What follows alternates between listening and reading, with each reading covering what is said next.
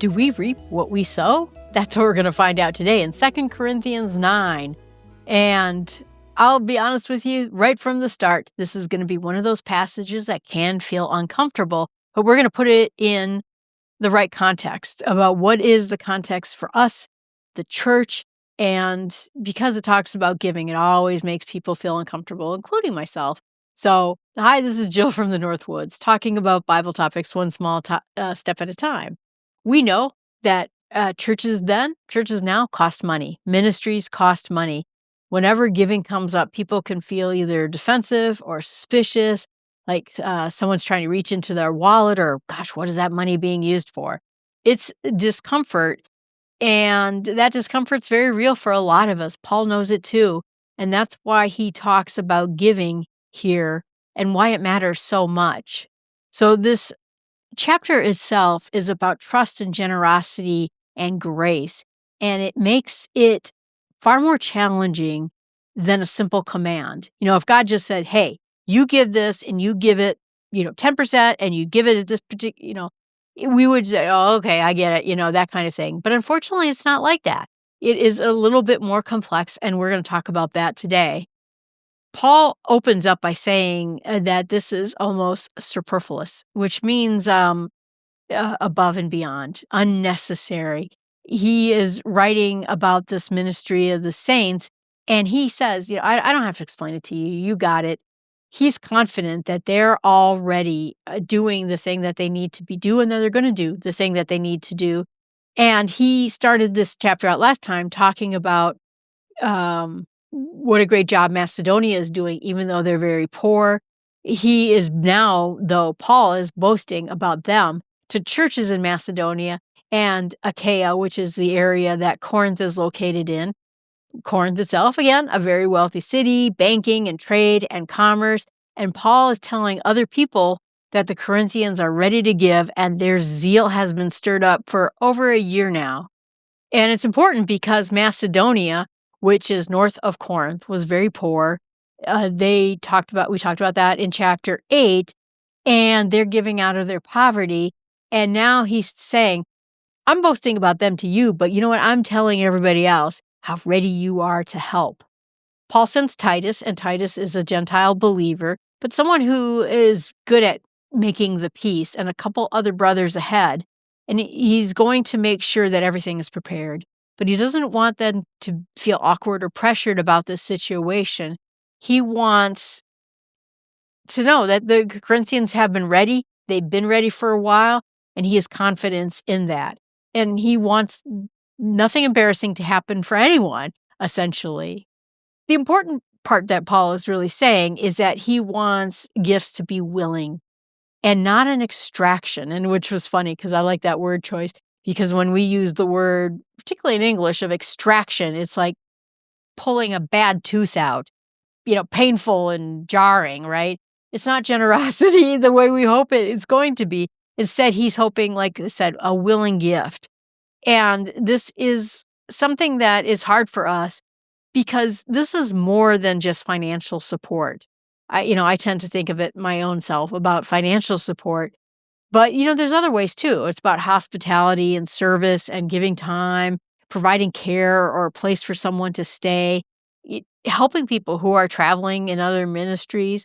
There's a broader idea than just giving money, but there's a lot of different ways that giving, can be done. He gives this image of farming that is sowing and reaping. And this is a very, very famous image that we have. Whoever sows sparingly will reap sparingly. Whoever sows bountifully will reap bountifully.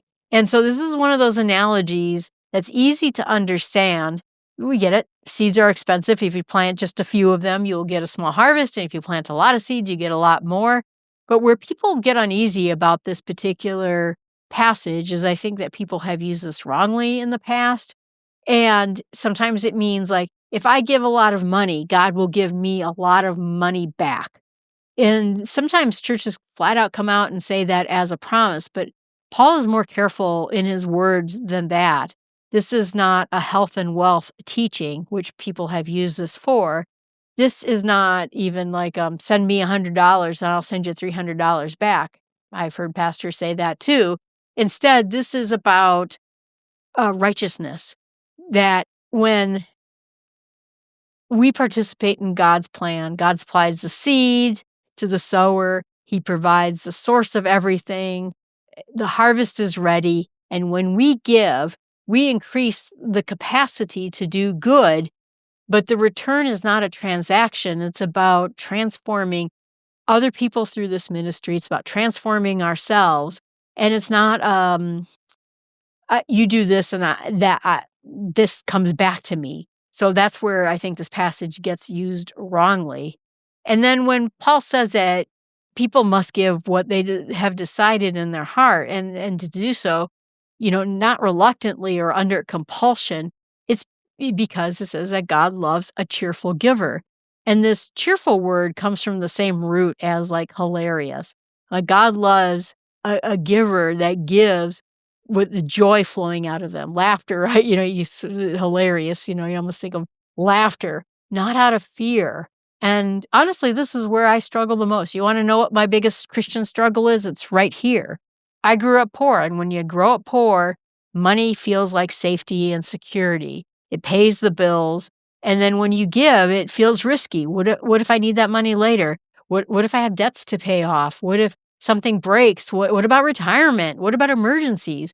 And that passage exposes to me a very honest trust problem. It's easy to say, I trust God with my soul, with my eternity, with the health of my family and friends. But do I trust Him with my security and my future and my finances? And that's the question Paul is asking right here. Paul says that God is able to make all grace abound to you so that having all sufficiency in things at all times, so that you may abound in every good work. And so you have to notice carefully what is being promised here: sufficiency, provision, capacity for good works. It's not mansions and, luxury items and excess or self-indulgence. What God is saying is, give so that you can really learn who you trust. That you learn to really trust God. God is always about the relationship, and He doesn't want mere belief. He wants trust, like a child trusts a parent, like a spouse trusts their spouse.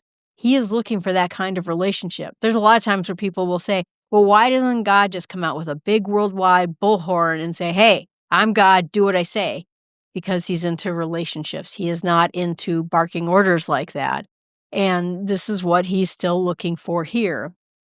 And then we take a look at Psalm 112, and that shows a lot about God's pattern of generosity. It says, Paul quotes this, He has distributed freely, He has given to the poor, His righteousness endures forever. This psalm is about God's generosity to us. He gives freely, He gives, and that giving doesn't diminish Him at all. When we give with generosity, that reflects God's character. We are acting like a mirror to Him when we do give generously. And again, God supplies the seed, He supplies the harvest. Everything comes from Him in the very first place, and that's what matters, the most. So Paul is saying that this generosity produces thanksgiving too. It's not just about meeting our needs. It's about having praise and prayer and unity in the church. The believers in Jerusalem right now are poor, they're persecuted, they don't belong to any community. They're kicked out of the temple, they don't belong to the Romans, and now they're starving to death and on the run, excluded, that kind of thing. And when Gentile believers give generously to these Jewish believers, it's breaking down the barriers. It's now saying we all belong to the same family. We're in this together.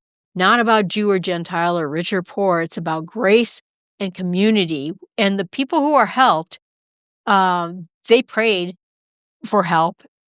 The other churches prayed for them who needed help. And of course, every church wants to be prayed for. So this is about breaking us down and saying we are one people together. this is hard. Like I said, I've seen generous people in my life who do give freely, almost instinctively, and they've been richly rewarded by God. He has taken care of them. So I can't argue with the evidence of it, even in my own life, even though I have my own fears that try to resist it.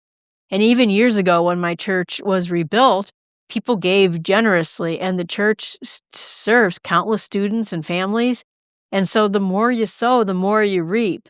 But it's about the lives that are touched with the church, not about what you gave or the financial pieces of it. And so that's what's really important about this whole thing. And so what I'm going to meditate on this week is this idea, am I sowing generously or cautiously? And not just about money, but with time and kindness and service and trust. There's all sorts of things. What am I holding back because I'm afraid? Or what am I holding back because I have my own desires for that money or something like that? We each have our own different paths for it. For me, money is really about fear. For other people, it's about comfort. We're all a little bit different in that, but that's what I'm going to meditate on. And my prayer is going to be that God gives me the heart of the cheerful giver instead of a nervous one. I look to trust him more deeply, not just in my belief, but in my practices. And so I would love to loosen my grip on what I think keeps me safe and secure in this world and place more of that in his hands. And what I want to share with other people is that God doesn't reward generosity by making us rich. He rewards generosity by making us able to be keeping generous.